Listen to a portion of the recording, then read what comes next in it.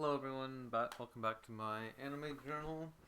For a quick little real life updates, I finally have money again, so that's very pleasant. It's kind of scary not having money, and so it's not the case for me anymore. I have some money again, so I don't feel so scared about existing. So that's good. I also have a job again, so that's also good.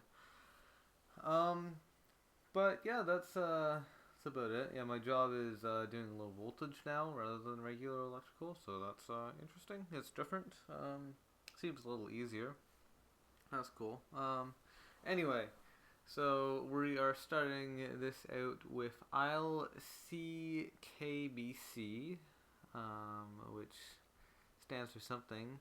I'll Crazy Kozu Basketball Club.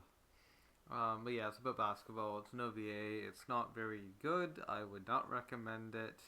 And yeah, it's just eh. And yeah, wouldn't really recommend. And it's just kind of bland. Not really much to speak of. After that, I watched Kuramajo-san ga Toru. And this is an anime about a witch. She's This is just kind of normal. It's sort of the same premise, startup premise as Cardcaptor Sakura, or also what was the other one? Mamote Lollipop, um, or other ones where it's like something just kind of the girl just makes a mistake and then suddenly they're just in for something.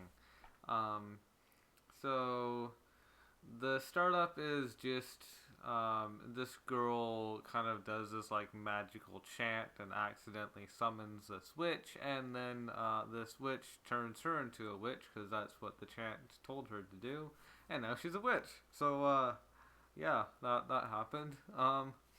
Also, she gets put in these like lolly clothes or Lolita kind of outfit, gothic Lolita.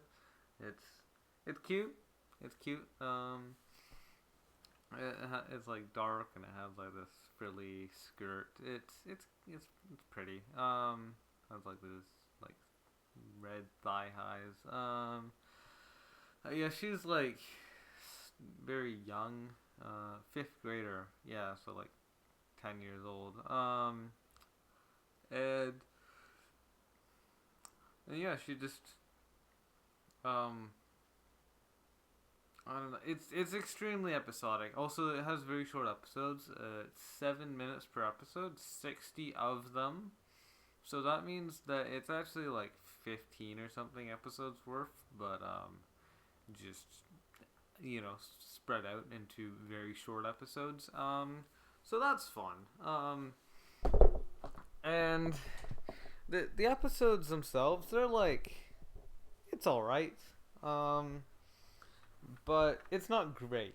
It's not like something I would particularly recommend if you're already into magical anime stuff. It's not. It's not magical. I could identify it as a non-warrior magical girl anime, something like Mamoto Lollipop or Flying Witch, or Ultramaniac. It does have similar vibes. It's like she does magical things. She does like solve people's problems and stuff using magic. So yeah, I could see the argument as being a non-warrior magical girl anime.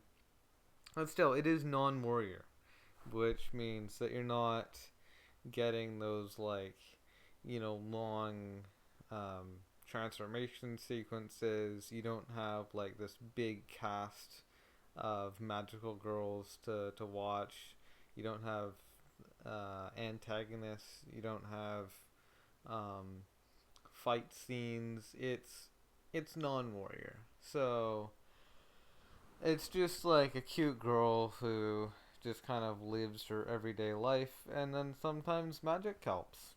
And sometimes magic doesn't. Sometimes it's just magic is just kind of like a thing that's there, and she can use it if she wants to, and sometimes she does. But it could have been done without magic. It just might have taken a little longer. Um, but yeah, that's this show. I wouldn't particularly recommend it, but it wasn't bad either. So, do what you want with it. After that, I watched Timber A to Z, um, which is related to A Long Day of Timber, which I have talked about on here before. A Long Day of Timber. Um, timber being the musical concept and not the type of wood. Um, but is this better or worse than A Long Day of Timber? I gave it a better score than A Long Day of Timber. Well, that's probably because there's just more of it. So Timber A to Z, it's A to Z in the way that there are 26 episodes, and each episode is named after a letter. Now, you might be asking, do the episodes have anything at all to do with the letter that they're named after? And the answer is no. The names are totally arbitrary. It's just this person wanted to post 26 of these weird shorts on Twitter and decided to name them after letters. So he did. And they're all very strange. They're only 30 seconds each, though, so that's nice. If you're trying to pad out a bunch of episodes, say if you wanted to watch like 100 episodes in a day or something, this would be an easy 26 because they are 30 seconds each. They're all very strange. Now, they're they're strange in the way that they're nothing. They're the kind of anime you might expect to see in like an art gallery. Like if you saw one of these animations just kind of as a GIF in an art gallery, you wouldn't bat an eye. It would seem very in place. So it's just kind of random shapes, kind of randomly reshaping, and moving around, and that's fine. There's no plot. There's no characters. There is a bit of sound and some animation as well. Is there enjoyment? Not really. But eh, like if you have 13 minutes and you want to bang out 26 episodes, it's not painful. It's just kind of nothing, cause the episodes are just they're experimental. There's no anatomical parts, so that's nice. And there's nothing racist um or like disturbing. There's none of it's gonna give you a seizure if you're epileptic. So that's good. That's positive. Um, some of those things are not true for other experimental shorts. So in that regard, this is not the worst experimental short you could watch. Uh, I'm also going to more detail than I normally would with an experimental short, just because I watched this more recently, and I didn't watch it in amongst a whole bunch of other experimental shorts, so I can actually talk about it. Although if I watch like 30 in a day, then I'm just gonna forget all of them. But yeah, I wouldn't recommend it. It's garbage, but you could. After that, I watched Oregon, and this is a mecha one, right? Yeah, it's mecha. Um, and it's Detonator Organ, and it is. God, what was this one about?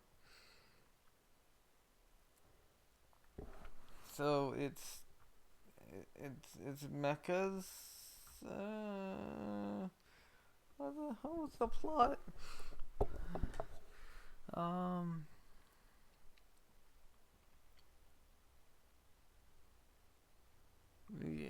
it's just alien robots that come down. I don't know. It wasn't really remarkable enough for me to remember it, so yeah. If that's the case, I can't really recommend it. um, but yeah, it's a thing. There's better mechas out there to watch. After that, I watched Bang Dream Season 3. And Bang Dream Season 3 is known as being like the kind of quintessential season of Bang Dream. Like it's the one you want to watch. Not that you can watch it without the other two seasons, but that it's really like the Bang Dream season. And so how does it compare to the other two seasons? Well, one thing is that it mostly focuses on like two bands, so that's an improvement. So there are the other bands present. In fact, it's one thing I really liked about this is like just how much they focused on the like what was their names but Pareo and what was it, her manager, oh yeah, Chu2. It's spelled as Chu2 squared, but oh, Chu squared.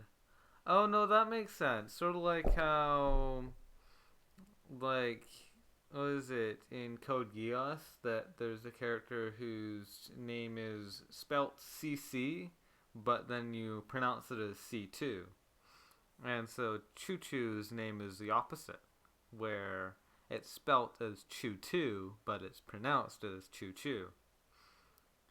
That makes sense. That totally makes sense.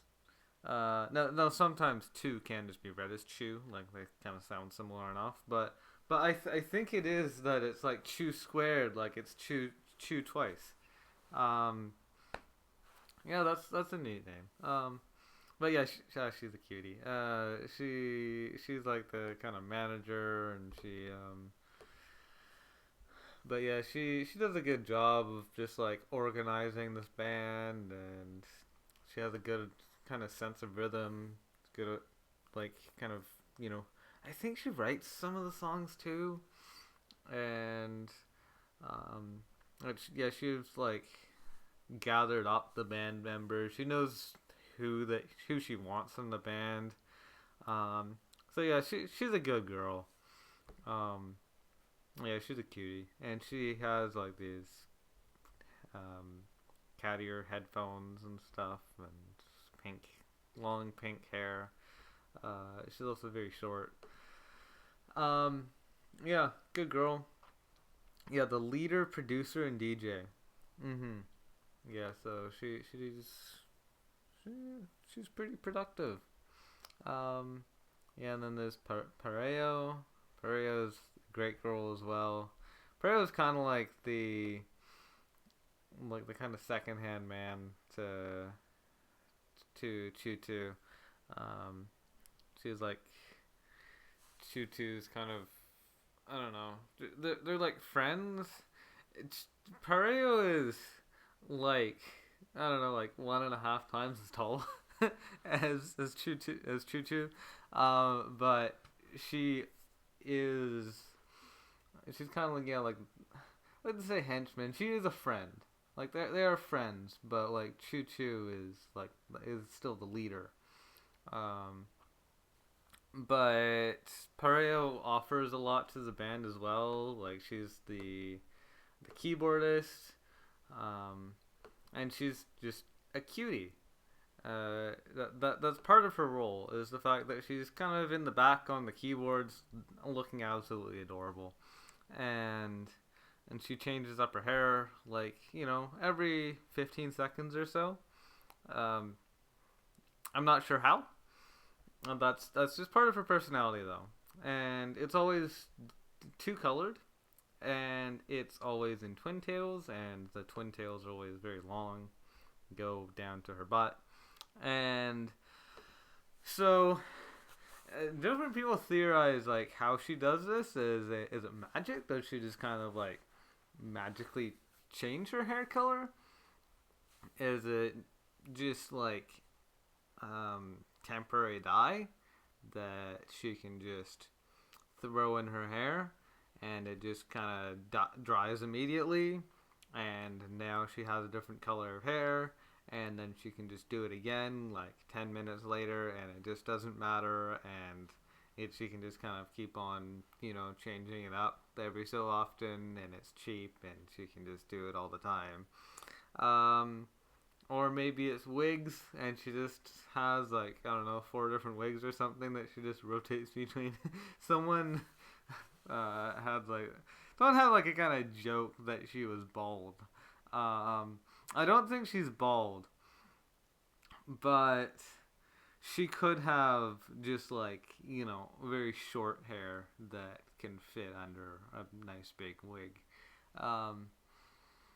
Could say someone like, what was it, the cute like girl in working, the girl with like really short hair, like her short hair could probably fit under like a wig that looks like Pareo's hair, like something like that could work.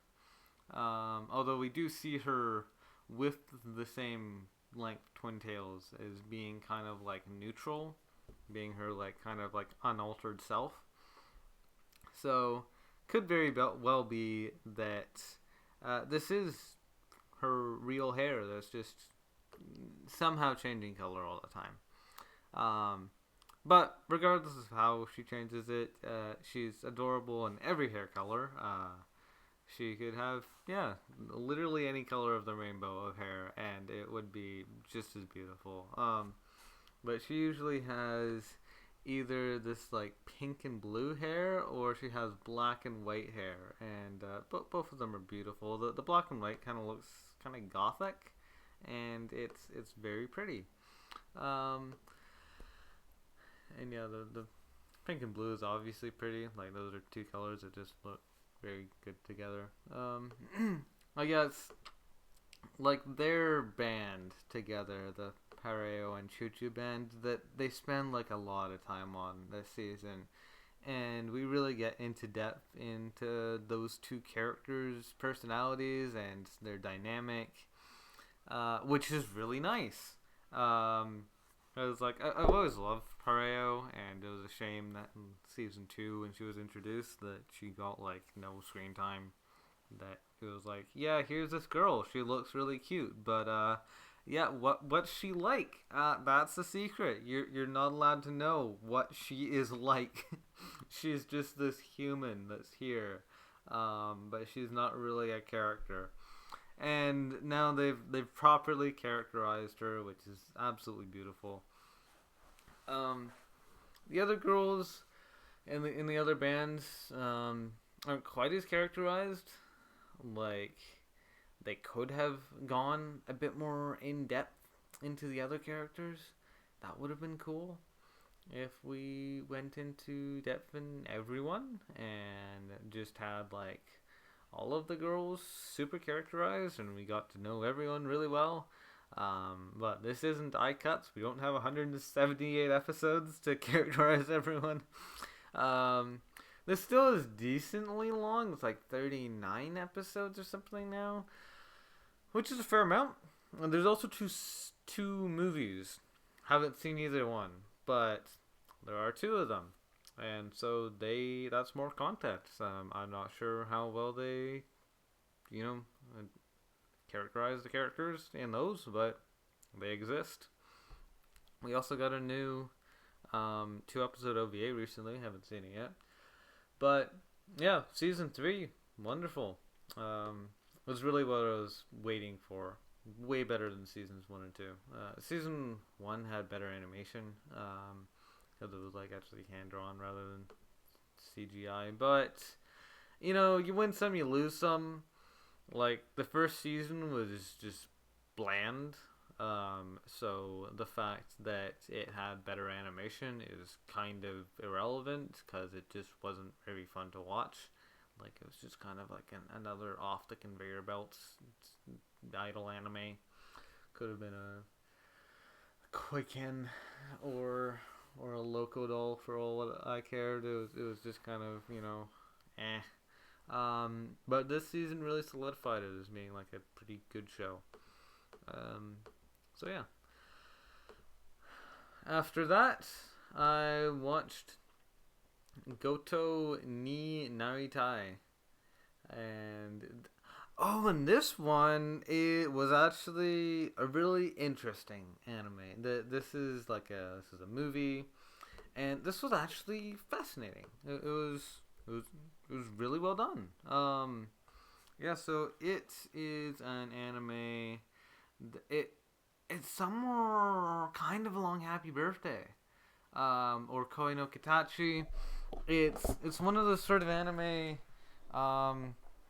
And it's like this very realistic feeling anime about like a disability. Not quite like Gakugurshi. Gakugurshi does also have a protagonist who has a disability, but it's that one is about things that aren't realistic. So it's a little bit of a different case. But this one, it's about a girl with a physical disability, and physical, like like body, like it's her leg, just one of her legs doesn't work, and so that's really neat, that she has like all these troubles of having to like try to move around when she doesn't have an easy time, and the other characters bully her for it because of course they do. And then the teacher, you know the teacher is like nice to her and tries to protect her, and because the teacher gives her so much attention, the other students feel like that she's getting more attention than she deserves, and that makes them want to bully her even more. And so yeah, that's no fun. But things progress, and I don't want to spoil it for you. It is really good, but yeah, it's like really like getting into depth into the movie kind of means spoiling it a fair bit. But yeah, I really liked it. I thought it was a great movie. If you want another movie that's about a disability and like overcoming the disability and just dealing with it, because disabilities are not fun, and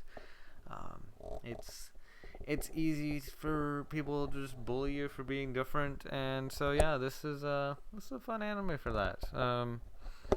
Yeah, so I'd say if you liked it doesn't have romance like Koi no Katachi, but if you liked the aspect of it being about a disability, then I would recommend this one because it does a really good job, and yeah, it's just overall good anime.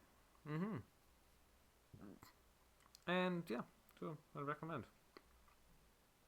After that, I watched Pip Up Step, and this is a Pokemon-based music video. Haven't seen Pokemon. I don't know why I keep watching music videos of it. Someone recommended it to me. It's like, oh my god, you haven't seen Piplup? They said it actually to someone other than me, but I just noticed that it existed from that interaction, and so I watched it. And so now I have seen it, and it's about a Piplup and stepping, I guess, and it's all right. It's a music video. And then after that, I watched second season of Honzuki, which is great. Honzuki is a great anime. This one, compared to the first season, it progresses. It's kind of, I don't know. I feel like not as much happened this season as in the first season. Partly because the first season was like setting so much up. Whereas this season kind of chilled a bit more, and things kind of happened at a slower rate. Which isn't necessarily bad. It's because not if things kind of happened at the same rate as the first season, I think we might have gotten a little too far. Um, but overall, it's a fun show. It has a lot of fun things in it. Yeah, we kind of like see more of Mind's obsession of books and obsession of you know doing things, and also child labor. I don't think the child labor was in the first season. Um, but yeah, there is child labor in this season, and they kind of address it as being like a good thing. Like, oh man, it's such a shame that there's all of these peasant children who have nothing to do, and wouldn't it be great if they could like work for their food and you know help out the company, and it would just like everyone benefits. Like the children are able to help out. Now they're the kind of like making this product, so they're being useful, and then they get fed and have a house to live in, and it's all great.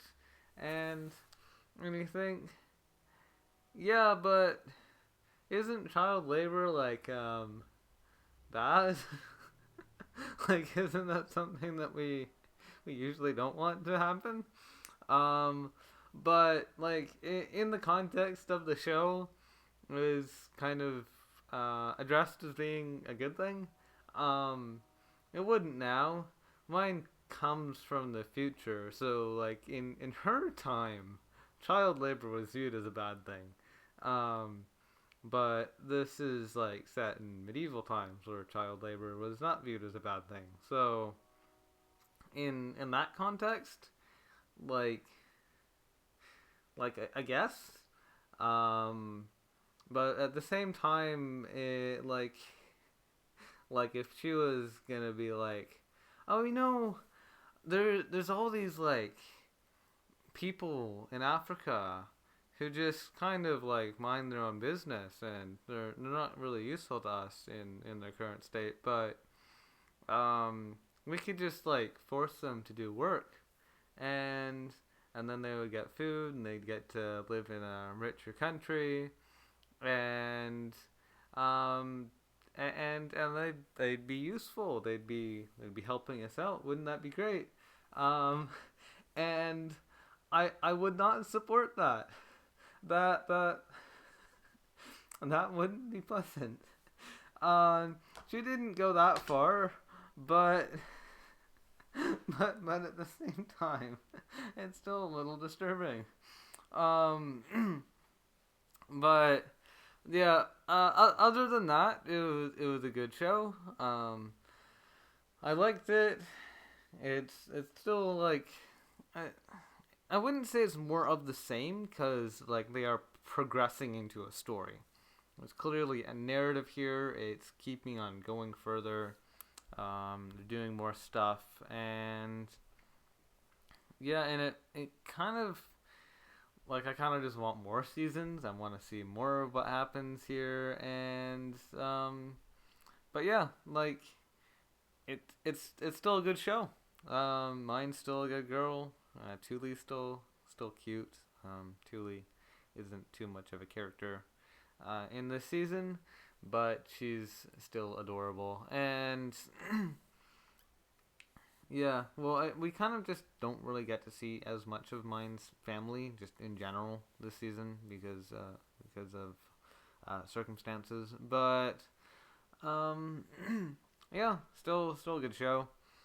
Would recommend. If you've seen the first season, watch this one. If you haven't seen the first season, then watch it. Unless it doesn't appeal to you, like if you only watch, um, you know, if you only watch isekai for like wish fulfillment, then this isn't gonna be the best one, because she is kind of like damaged. She is not given the best hand in life, and that's usually not what people look for in an isekai. But if it is, or if you don't look for isekai because that's usually what they're like, then this would be good for you. Um, After that, oh god, after that, I watched Hono no Labyrinth, and this is an anime, and it's not just any anime. So this is about a Russian who's obsessed with being a samurai, and so he's like really really obsessed with kind of like generic samurai stuff of like there's this sword that he really wants, and he gets it, um and but he just really really likes samurai swords in general. And then there's also like this like American cowgirl for some reason. um Also, a lot of the girls wear like very short skirts or just underwear. Like there's just one girl who's just always in her underwear, and it's not really explained why. Um, and and there's a lot of panty shots, and it's kind of like it's meant to be titillating, but it's also like the actual plot of the show doesn't really seem like something that should be used to be titillating. Um, Also, the dub is just absolutely fantastic, and by fantastic I mean horrible, but horrible in like a really good way. And so, if you love this like absolutely beautifully horrible dubs, I totally recommend the dub of this anime. It's wonderful. It's it's more Garzy's Wing than Ghost Stories. But yeah, that's the kind of thing we're looking at of just this absolutely horrid anime that kind of like tries for like a certain niche audience, and kind of I don't know, maybe there's an audience that would like this unironically. I don't know who they are or if they're still around. But ironically, it's hilarious. It's done very poorly and in all of the right ways. So I'd recommend it. It's just hilarious. Don't have to worry about the plot or the characters or really anything. It's just ridiculous. Someone said in the reviews mentioned that they are Russian, and um, said that this is actually like a really good representation of Russians for some reason, which is interesting.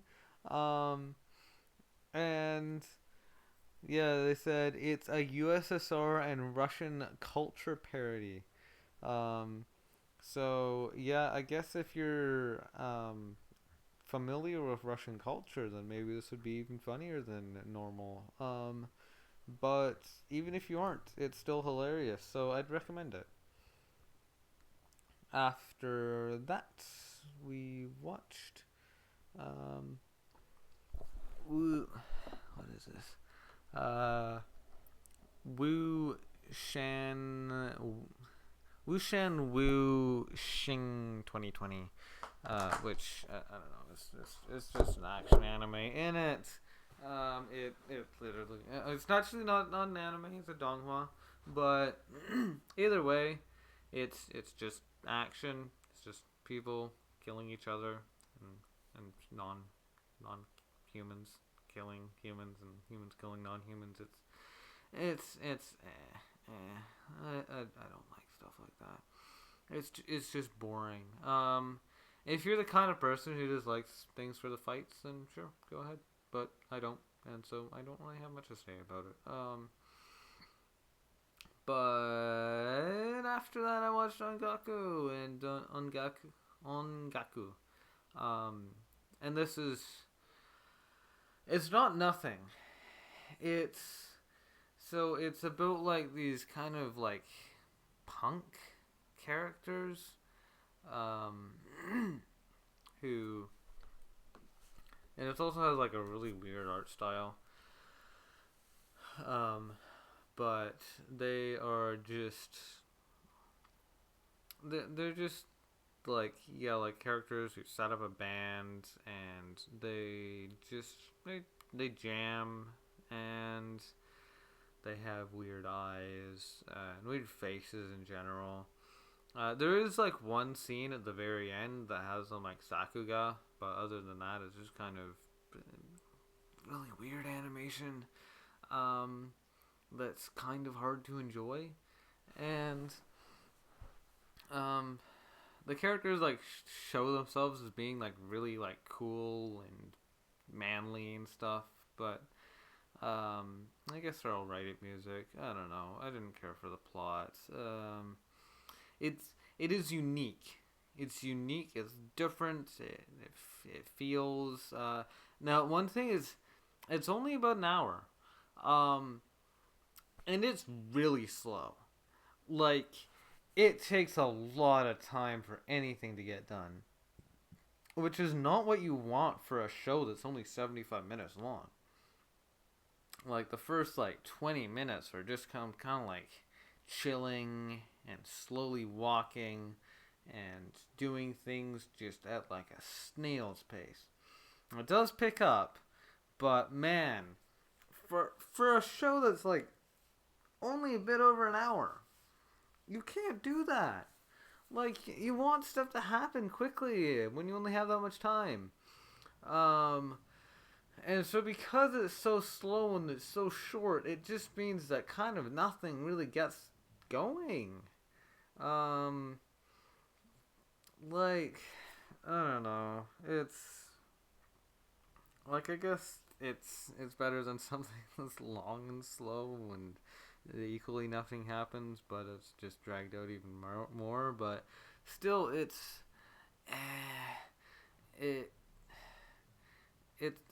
it's a slice of life movie, but yeah, it's just not very enjoyable. I also didn't like any of the characters. They're just not very pleasant to be around. And are they realistic? I don't know. They kind of feel like thuggish. Um, so like I guess like Bebop High School might be a kind of parallel to that. Like if it was a music anime of just being like these kind of like gangsterish people who, but they get into music. I mean, make songs and stuff. But it's just not very pleasant to watch. Heard some people just absolutely love it, but it's just not fun. Um, I don't know. Maybe you would enjoy it. I'm not sure. I'm not you. After that, I watched Yasamura Yasashi no Yasashi Sakai, and this is nothing. It's just weird shorts. It's kind of mumshibash. It's just kind of weird randomness, and it happens a little too much. There's 33 episodes, and they're half a minute each, and they're all garbage. So yeah, if you are a fan of garbage, if you like dumpster diving, if you like just nothingness. Also, none of these are subbed. No, none of these episodes are subbed. You do have to watch them raw, so that kind of deteriorates it even more because you can't actually understand what they're saying.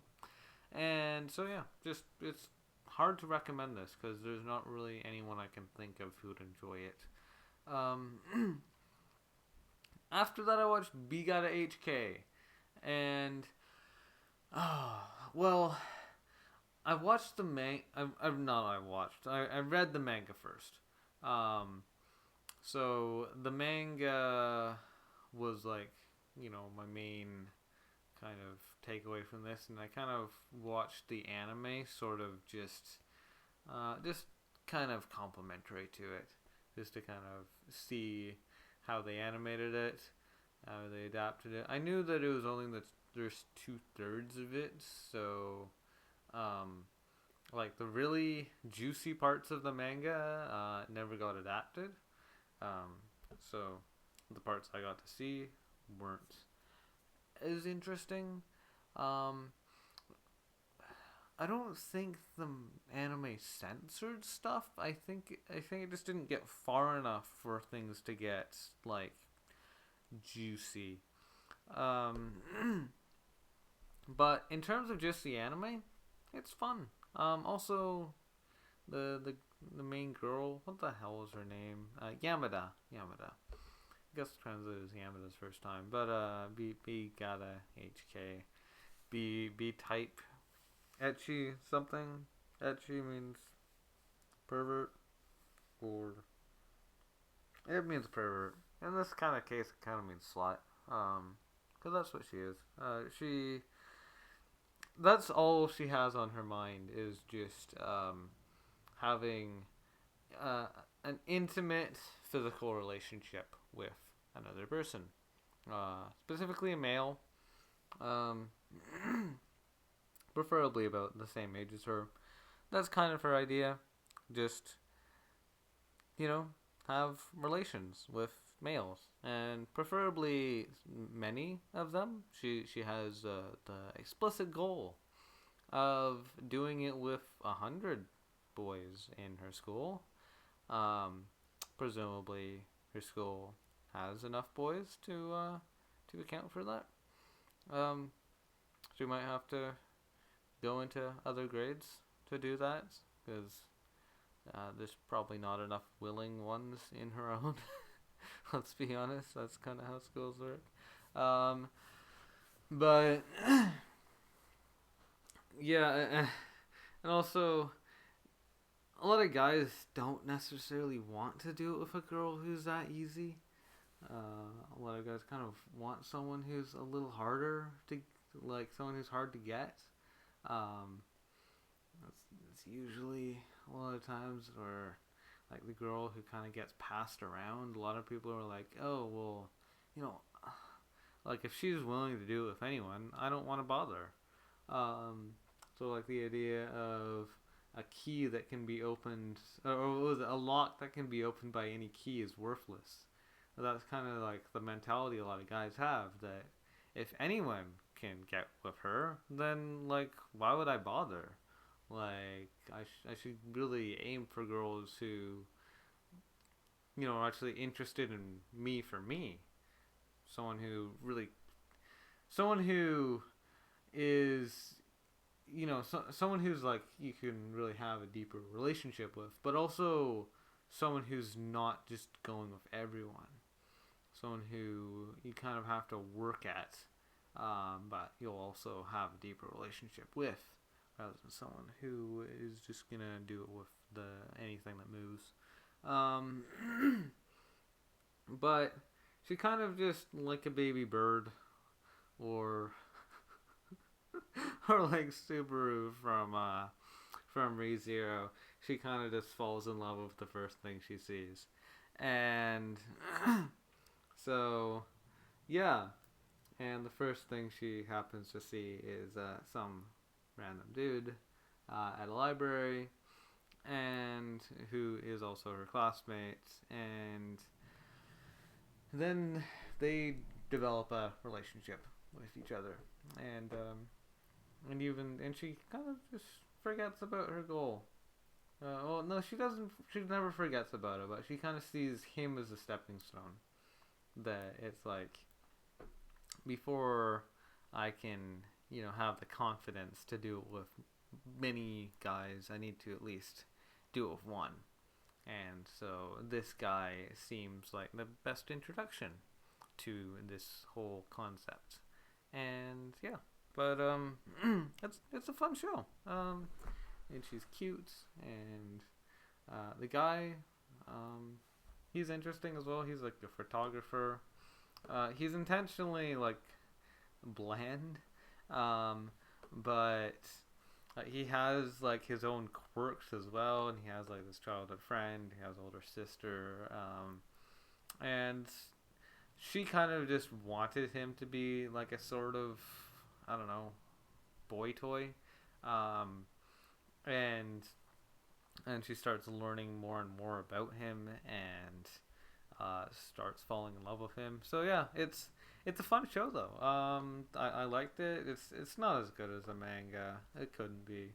It doesn't get as far, but and like the stuff that it missed out on is like way more interesting. But still, what it did adapt was fun. I liked it. I'd recommend it. Pretty good show. Especially if it's it's kind of funny because it is in a way sort of like not a reverse harem, but like a harem from the perspective of one of the girls, because like the dude is totally normal. He's a completely ordinary guy. And then he has the hottest girl in school, um, and then he who's fallen in love with him, inexplicably. And then he also has this hot older sister. He has this cute childhood friend, um, and so he's in a way like a harem protagonist. But he's not the protagonist of the show. It's Yamada is the protagonist of the show. She's just kind of like, she is one of the girls around him. So in that way, it's kind of unique, of having it kind of the role is reversed, and so that's cool. So yeah, I'd recommend it if you're into anything like that. It's a good romance show, especially if you like anime between perverts. There's a couple of other ones. This is kind of a more wholesome one. There's also like some that are less wholesome, um, like Girlfriend X. Um, yeah, good show. And then the last two are kind of negligible. I watched Suki Desu Suzuki Kun. This is just like, it's an adaptation of some shoujo manga. Shoujo manga's long. The anime is not. It's 18 volumes. That's crazy. And apparently people like it. But the anime is 30 minutes, and it's garbage. It adapts nothing. It's useless. Don't bother. Um and then after that I watched 12 Psy second season. It's just more of 12 Psy. 12 Psy is alright. It's just romance between two 12-year-olds, and yeah, it's fine. But yeah, it's kind of meh. An alright romance. I wouldn't particularly recommend it to like anyone. Anyway, so yeah, that's it. That's the episode. Thank you for watching. Hope to see you again next time, and goodbye.